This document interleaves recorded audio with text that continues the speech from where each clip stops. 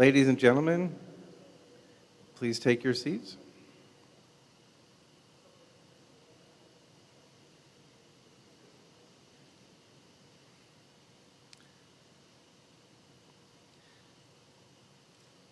Ladies and gentlemen, it's my honor to welcome our official party, Secretary of the Navy, the Honorable Kenneth Braithwaite, the Undersecretary of the Navy, the Honorable Mr. Slavonic, and Director of Naval History and Heritage Command, Rear Admiral Retired Sam Cox. Ladies and gentlemen, please stand for the playing of the National Anthem.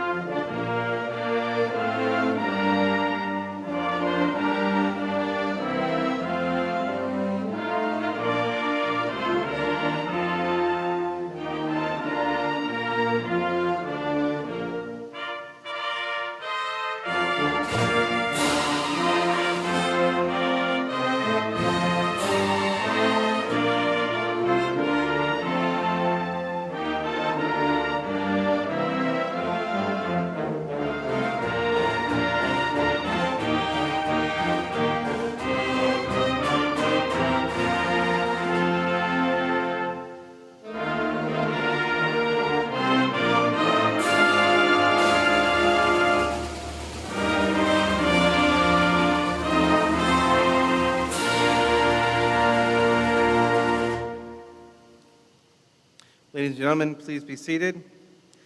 Good afternoon. I'm Pat Burns, the Deputy Director of Naval History and Heritage Command. It is my pleasure to welcome you to the National Museum of the United States Navy Campus Program announcement. This announcement is the first step, public step, towards the realization of a new Smithsonian-class Navy museum to be built here in Washington, D.C. We look forward to sharing this exciting journey with all of you. At this time, I am honored to introduce the Director of Naval History and Heritage Command, Rear Admiral Sam Cox, U.S. Navy retired. His 37 years of service as an intelligence officer culminated in command of the Office of Naval Intelligence and directorship of the National Maritime Intelligence Integration Office. He is the 14th Director of Naval History and Heritage Command and Curator of the Navy since 2014. Ladies and gentlemen, Admiral Cox.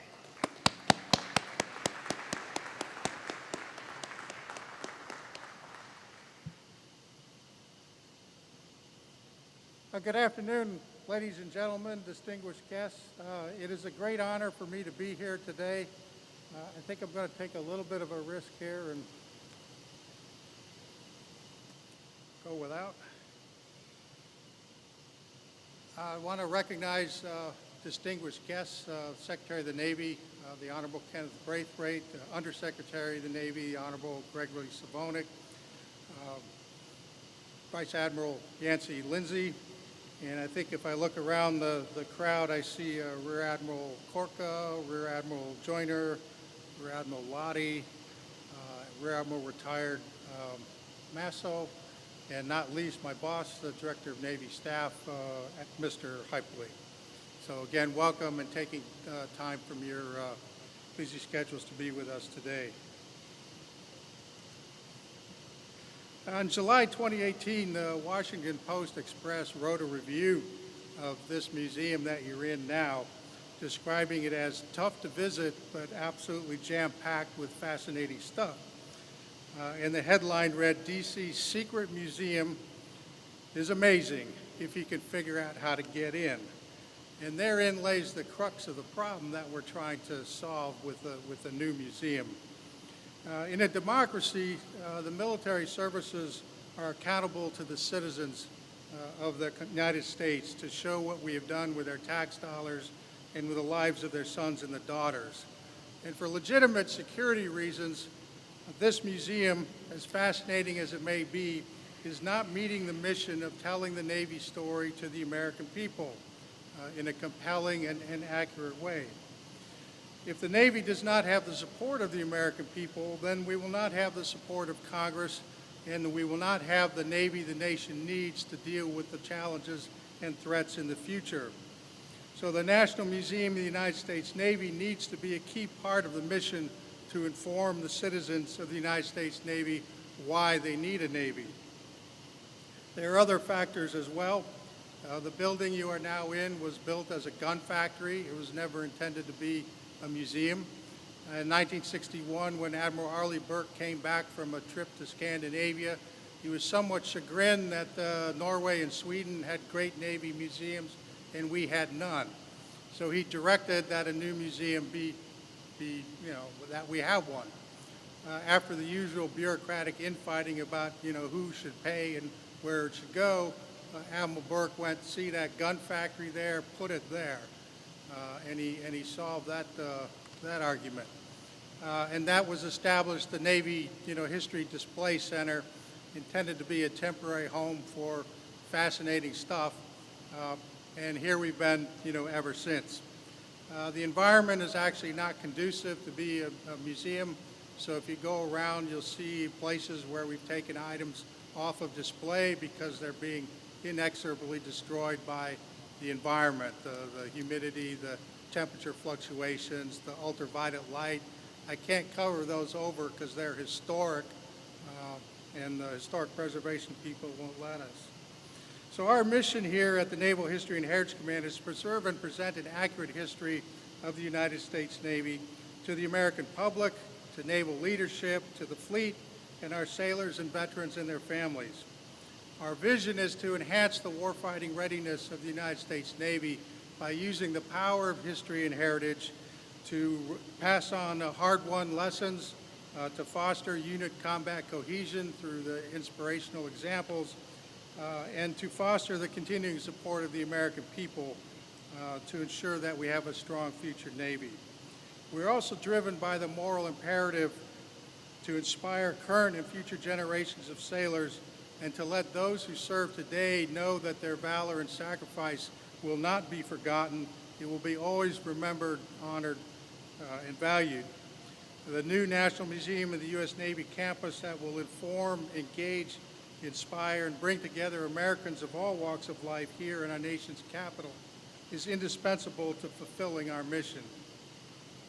Particularly as we re-enter another era of great power competition, the nation needs access, personal and virtual, to a world-class museum that tells the story of the Navy, its sailors, and its historic importance in establishing and defending the American way of life for over 250 years.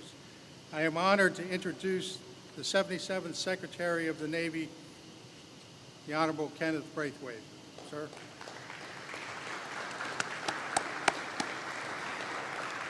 Ladies and gentlemen, the Honorable Kenneth J. Braithwaite was sworn in as the 77th Secretary of the Navy May 29, 2020. He previously served as the 31st U.S. Ambassador to the Kingdom of Norway.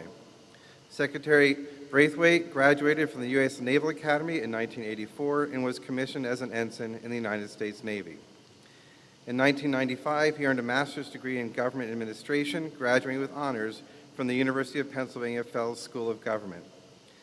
After serving as a naval aviator and public affairs officer, Secretary Braithwaite left active duty in 1993, continuing service in the Navy Reserves and retiring as a Rear Admiral in 2011. In his civilian career, he served as Executive Director and Senior Policy Advisor to the United States Senator Arlen Specter. As an executive for Accession Health, the largest healthcare provider in the nation, and as the Executive Director of Delaware Valley Healthcare Council. Prior to serving as the United States Ambassador, he was Chief Executive of VHA Mid-Atlantic, a hospital group purchasing and performance improvement company, where he helped to lead the merger and acquisition of other companies to become Vizient Health, Inc. Mr. Secretary, thank you for being with us today and for your tireless support of naval history and heritage. Ladies and gentlemen, the 77th Secretary of the United States Navy, Kenneth Braithwaite.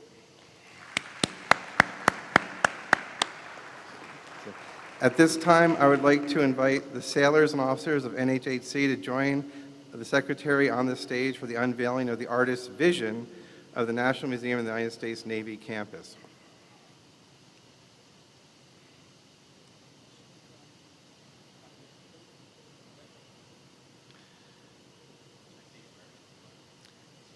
Mr. Secretary, I'll give you a countdown from 5. 5, 4, 3, 2, 1. Ladies and gentlemen, the future campus of the National Museum of the United States Navy. Mr. Secretary, the floor is yours.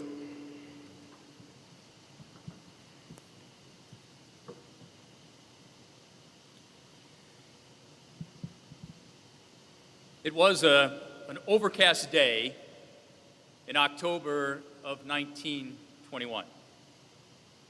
4 caskets were lined up on the pier in Le Havre, France. Each contained the remains of a brave young American fallen in the battles of World War I. Their names known only to God. Sergeant Edward Younger, a wounded and decorated combat veteran, was selected to place a sprig of white flowers on one of the caskets. That was the casket that was lifted onto the deck of USS Olympia, an iconic Navy veteran of the Battle of Manila Bay in 1898 and the flagship of the only ever Admiral of the Navy, George Dewey. The sailors of Olympia stood watch over that fallen American throughout the long journey home, and they transferred him with dignity and honor right here at the Washington Navy Yard. His final resting place, a tomb of the unknown soldier, in which he is now joined in Arlington Cemetery by the unknowns from both World War II and Korea, each having sailed home aboard a U.S. Navy warship. Ladies and gentlemen, this is hallowed ground. The stories of these stone walkways are the stories of America, the countless sailors, Marines, and civilians who placed service above self to protect our nation through every perilous fight since the War of 1812. We have to tell and retell their stories to remind ourselves of the true price of freedom and prepare for the challenges that are surely to come. We have to tell the story of the original sloop of war, USS Wasp, built here in 1806, and many other great ships that set sail from the Washington Navy Yard over the last 200 and plus years, to place our Navy and our nation upon the world stage. We have to tell the story of the innovations in steam and gunnery, nuclear propulsion that were developed right here, securing the critical edge to save our nation and our world. Most of all, on this 245th birthday of our United States Navy, we have to tell the story of the people, the valiant sailors who took to the sea, to the sky, beneath the waves, and onto the shore to protect our nation and our world from tyranny. Many of them never to return home again, living on only in our memories with gratitude. These sailors sailed upon our earliest warships, like the original frigate Constellation, which spent time at this yard during its storied history. They sailed on her successor, the sloop of war I visited in Baltimore last week, which carried the flag of our nation from the Civil War through World War II. And they sailed on the mighty supercarrier Constellation, CV-64, throughout the twilight struggle of the Cold War and through the global war on terror. Every generation of our Navy forges another link in the chain of our American story. Culture, heritage, and pride in service above self are critical elements of our Navy combat capability. Our course forward can often be discovered in the lessons of our wake. Our future success depends on leveraging the stories of those who sailed into harm's way to teach and inspire the service of those who wear the uniform today. That's why I chose the name Constellation for our newest class of frigates last week. And I intend to continue using my ship naming privilege to highlight the past in order to inform the fleet of the future. So today, I have two more announcements of ship naming. The first honors a great leader and innovative thinker, a naval aviator and lifelong gentleman who has done so much to strengthen our fleet, particularly through his service as the 65th Secretary of the Navy. He led the efforts to win the Cold War by building our Navy to 600 ships. So to remind us of the constant need for maritime strength and global vigilance, it is my honor to announce that DDG 137 will be named the USS John F. Lehman. The second name honors the undersea warriors who endured great hardships and dangers to secure victory during World War II. One of these storied vessels was USS Barb, SSN 220, which sank 17 enemy vessels, including an aircraft carrier, and even landed troops to blow up a train on the Imperial Japanese homeland. She was honored with both a Presidential Unit Citation from President Franklin Roosevelt and a Congressional Medal of Honor was awarded to her commanding officer, Commander Eugene Fluckey. And so today, in grateful memory of the silent service sailors of World War II and what the record of this great ship meant to the entire Navy, I am announcing that the next attack submarine, SSN 804, will be named USS Barb. As these vessels take our history to the world, we need to ensure that our culture and heritage is alive right here at home as well. The most important word in the title of our nation is united, the United States of America. And one of the things that unites the American people is the story of their Navy as a national institution, whether or not they've had any personal connection through service or through family. It is vital that the American public understand the importance of a strong and viable naval force. As a maritime nation, our future depends upon it, but it goes even deeper. The Navy's story is the story of America. When young girls in school consider a future in computing, I want them to think of Admiral Grace Hopper.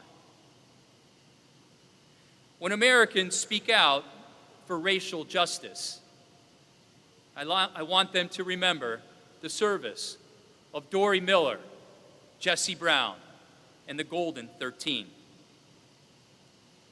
And when they sing the Star-Spangled Banner, I want them to think of our sailors who dueled the British Royal Navy on the waters of the nearby Chesapeake. I want to make the Navy a part of the daily consciousness of our American people. And I want that to start here at the Washington Navy Yard. When the American people walk past these walls, I want them to think about Mordecai Booth, rescuing the powder that would help slow the advance of the British forces as they moved on Washington in 1814. I want them to see 5 of the original 6 frigates laid up in Ordinary, anchored right here behind us on the Anacostia River. And when they go to a ball game at Nationals Park, I want them to think of the Hall of Famers Bob Feller and Ted Williams, who put their professional baseball careers on hold to serve in the Navy and the Marine Corps. It is our duty to make the history of the Navy come alive for them all. As we heard Admiral Cox state, for generations, the National Museum of our United States Navy has done exactly that, honoring our history and heritage as we continue to look to the future. But that story has mostly been hidden here behind the walls of this storied Navy Yard, out of reach to the majority of Americans. So today, we will begin the process of reaching beyond these walls, to take the story of our Navy to the people that we serve, to illustrate the glory that they achieved, to remind all of us of the service and sacrifice our sailors have made for 245 years. On behalf of the United States Navy, with gratitude to Mayor Bowser, Congresswoman Holmes Norton, and every one of our great partners, it is my honor to announce plans for this new campus for the National Museum of the United States Navy. The new museum campus will serve as an educational, inspirational, cultural, and ceremonial center for those who have served and are serving in the Navy today. The exhibits in this advanced museum will demonstrate the critical role the Navy has played in the defense of our nation. Exhibits will bring to life the human experience of serving on a U.S. Navy ship. They will deliver leading-edge engagement to amplify Navy priorities and operations. They will showcase the history and heritage of all Navy communities, and they will create a memorial to the service and sacrifice of all American sailors. Our intent is to complete this project in time for the 250th birthday of the United States Navy, and to become an integral part of the neighborhood that bears the Navy's name and the nation that stands as its proudest legacy. I'd like to thank those who have stepped forward to make this day possible, especially Admiral Fallon, Admiral Cox, Admiral Masso, and our Chief of Naval Operations, Admiral Gilday. And I thank all who will continue to work to build this great museum campus as a testament to the service and sacrifice of all who have served in the United States Navy. And finally, to every sailor afloat and ashore around the world today, to every Navy family that serves at their side, and everyone who has ever worn the Navy uniform or supported our mission, happy birthday. And may God continue to bless our Navy and our nation long into the future. Thank you all very much.